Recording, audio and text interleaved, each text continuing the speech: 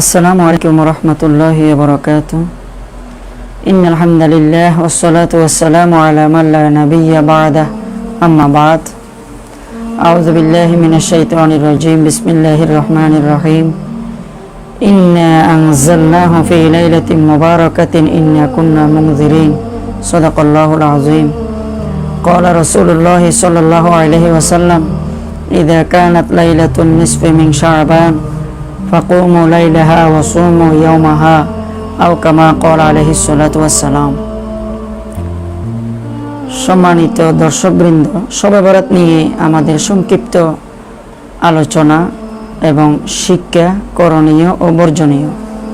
সম্মানিত দর্শকবৃন্দ, 25 নম্বর পারায় সূরাতুদ দুখানের এই আয়াতটিকে মুফাসসিরিনে কেরামগণ শবে বরাতের আয়াত হিসেবে তাফসীর করেছেন। তবে অধিকাংশ মুফাসসিরিনে কেরাম এই আয়াতটি শবে কদর সংক্রান্ত আয়াত হিসেবে তাফসীর করেছেন। কমভাগ মুফাসসিরিনে কেরাম শবে বরাতের আয়াত হিসেবে এই আয়াতটিকে প্রমাণস্বরূপ উল্লেখ করেছেন। পবিত্র কোরআনের পরে বুখারী শরীফ, মুসলিম শরীফ, আবু দাউদ শরীফ, নাসাঈ শরীফ উল্লেখযোগ্য এই 4টি কিতাবে শবে বরাতের আলোচনা পাওয়া যায় না। তবে তিরমিজি শরীফ, মুসনাদে আহমদ, ইবনে হিব্বান এই জাতীয় হাদিসের কিতাবে শবে বরাতের আলোচনা পাওয়া যায়। শবে বরাতকে অস্বীকার করার সুযোগ নেই। শবে বরাত এটি ফার্সি শব্দ। শব অর্থ রাত, বরাত অর্থ ভাগ্য, মুক্তি। তাহলে শবে বরাতের অর্থ হচ্ছে ভাগ্যের রাত, সৌভাগ্যের রাত, গুনাহ থেকে মুক্তির রাত, গুনাহ থেকে স্বাধীনতার রাত। এই শবে বরাত পবিত্র কোরআনে এবং হাদিসে পাওয়া যাবে না, যেহেতু পবিত্র কোরআন এবং হাদিস তো আরবি। শবে বরাত হলো ফার্সি। যেমন নাকি আমরা বলি শবে কদর, শবে মেরাজ, শব গুজারি ইত্যাদি। পবিত্র হাদিসে এই শবে বরাতকে বলা হয়েছে মা জাআ ফি লাইলাতিন নিসফি মিন শাবান, অর্থাৎ শাবান মাসের মধ্যরাত শবে বরাত। সমাজে শবে বরাত বললেই এই প্রচলিত শব্দকে জনগণ, মুসলমানগণ চিনে। শবে বরাত বলেই আমরা আলোচনা করি। এই রাতের গুরুত্ব ও তাৎপর্য সম্পর্কে তিরমিজি শরীফ যদি আমরা খুলে দেখি, হযরত আয়েশা রাদিয়াল্লাহু তাআলা আনহা থেকে একটি হাদিস পাই।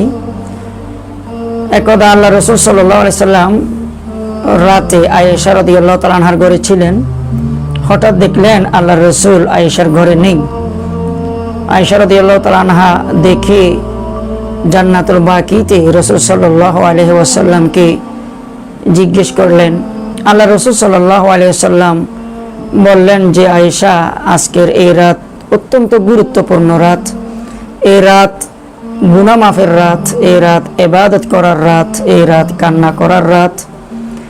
তাই অসংখ্য সাহাবীদের কবর জান্নাতুল বাকি আমি জিয়ারত করতে আসলাম, তাদের জন্য আল্লাহর কাছে দোয়া করতে আসলাম।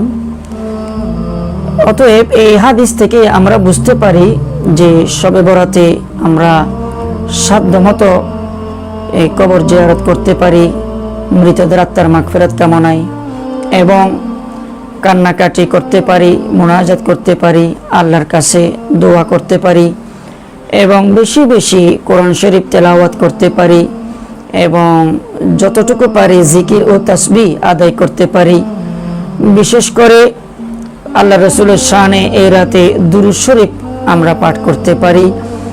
এই রাতে আমরা নফল নামাজ পড়তে পারি, যেমন সলাতুত তাসবিহ, সলাতুল হাজত, সলাতুল শুকর, সলাতুত তওবা, সলাতুত তাহাজ্জুদ ইত্যাদি নফল নামাজ হিসেবে আমরা আদায় করতে পারি। শবে বরাতের নির্দিষ্ট কোনো নামাজ নেই।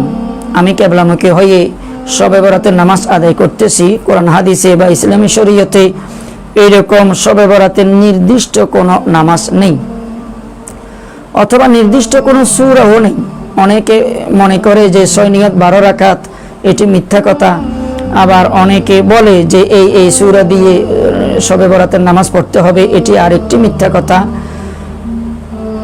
যদি সূরা নির্দিষ্ট করা হয় আপনার যদি ওই সূরাটা না আসে মুখস্থ, তাহলে তো আপনি কোনো নামাজে আর পড়বেন না।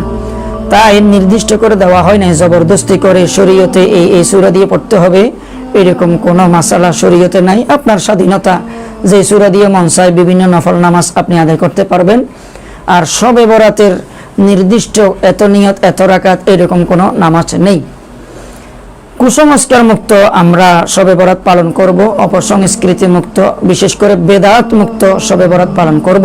শবে বরাতের গুরুত্ব সম্পর্কে আমরা আরও একটি হাদিস পাই যে আল্লাহ তাআলা এই সূর্য ডুবার পরেই প্রথম আসমানে আসেন।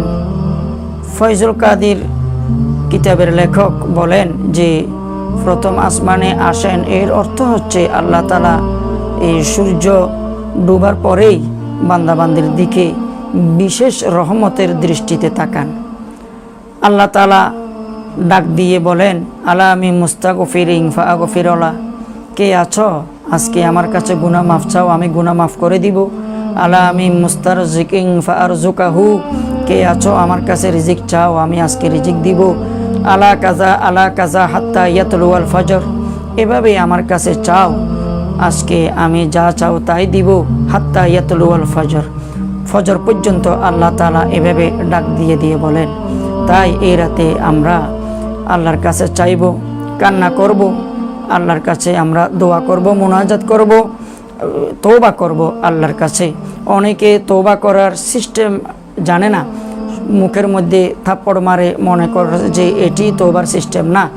তওবার পদ্ধতি হচ্ছে আমি কেবলামুখী হয়ে 2 রাকাত সলাত তওবা আদায় করতেছি, আল্লাহু আকবার, সালাম ফিরানোর পরে মাথাটাকে নিচু করে গুনাহগুলোকে স্মরণ করে অন্তরটাকে নরম করে চোখের পানি ছেড়ে আল্লাহর দরবারে এভাবে তওবা করতে হবে।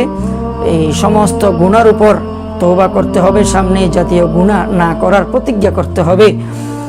এই তওবা কবুল হওয়ার একটি আলামত কিতাবের মধ্যে বলেছে যে যে গুনার উপরে আপনি তওবা করেছেন ওই গুনার দিকে যদি আর মন না যায়, ওই গুনাহ যদি আর ভালো মজা না লাগে, ওই গুনাহ যদি আপনার দ্বারাই আর না হয়, তাহলে বোঝা যাবে যে আল্লাহ তাআলা হয়তো আপনার তওবাকে কবুল করেছেন। তাহলে আমরা এই রাতে আল্লাহর কাছে তওবা করব, মাফ চাইব। সারা পৃথিবীর গরু ছাগল মুরগিও যদি খাওয়া হয়, বিরিয়ানি পাকায়, পোলাও ভাত পাকায়, রুটি হালুয়া পাকায় যদি খাওয়া হয়, অথচ আমি 2 রাকাত নামাজও পড়লাম না, কোনো জিকির তাসবিহ পড়লাম না, কোরআনের একটা সূরাও পড়লাম না, দিনের বেলায় রোজাও রাখলাম না, কিন্তু খানা আমি ভালোভাবে খেলাম, তাহলে শবে বরাতের হকটা আদায় হলো না। তাই খেতে নিষেধ নাই, তবে খাওয়াকে কেন্দ্র করে ইবাদত না করা এটি মারাত্মক গুমরাহি, মারাত্মক বোকামি। শবে বরাতের শিক্ষা হচ্ছে এই নফল নামাজ, এই নফল ইবাদত, নফল আমলগুলো করা। আর হাদিস থেকে আমরা জানলাম যে ইযা কানাত লাইলাতুন নিসফি মিন শাবান, যখন শাবান মাসের 15 তারিখ আসে অর্থাৎ শবে বরাত আসে, ফাকুমু লাইলাহা, রাতের বেলায় তোমরা দণ্ডায়মান হও, অর্থাৎ নফল নামাজ পড়ো, নফল ইবাদত করো। ওয়াকুমু ইয়াওমাহা, দিনের বেলায় তোমরা রোজা রাখো। মুফাসসিরিনে কেরামগণ এই রোজাকে নফল রোজা হিসেবে আখ্যায়িত করেছেন। অনেকে বলে শবে বরাতের এতটা রোজা, 3টা বা 5টা রোজা রাখতে হবে, এটি সম্পূর্ণ মিথ্যা কথা। শবে বরাতের নির্দিষ্ট কোনো রোজা নেই, তবে এই শাবান মাসের 15 তারিখ যদি কেউ পারে, সম্ভব হয়, তাহলে নফল রোজা একটি রাখতে পারে। এটি রাখতেই হবে, ওয়াজিব বা ফরজ এমনটি নয়। তবে অন্য একটি হাদিসে আছে রাসূল সাল্লাল্লাহু আলাইহি সাল্লাম এই রমজান মাস ছাড়া বাকি 11 মাসের মধ্যে শাবান মাসে বেশি বেশি রোজা রাখতেন। আল্লাহ রাসূল সাল্লাল্লাহু আলাইহি সাল্লাম বলেন যে শাবান মাস হচ্ছে আমার মাস, রমজান মাস হচ্ছে আল্লাহর মাস। এই শাবান মাসে রাসূল সাল্লাল্লাহু আলাইহি সাল্লাম রমজানের প্রস্তুতি স্বরূপ বেশি বেশি নফল রোজা রাখতেন এই মাসে। তাই আমরা রমজানের প্রস্তুতি প্রিপারেশন স্বরূপ শাবান মাসে বেশি বেশি নফল রোজা রাখতে পারি, যাতে রমজানের রোজাগুলো রাখতে আমাদের কষ্ট না হয়। তাই এই শবে বরাতে আমরা এই নফল ইবাদত করব, নফল আমল করব। এই রাতের বেলায় আমরা যতটুকু পারি এই নফল ইবাদতের মাধ্যমে এই শবে বরাত আমরা পালন করব। যে ইমানদার 5টি রাতে নফল ইবাদতের মাধ্যমে কাটাবে, আল্লাহর কাছে দোয়া করবে, তার দোয়া আল্লাহ তাআলা অবশ্যই কবুল করবেন।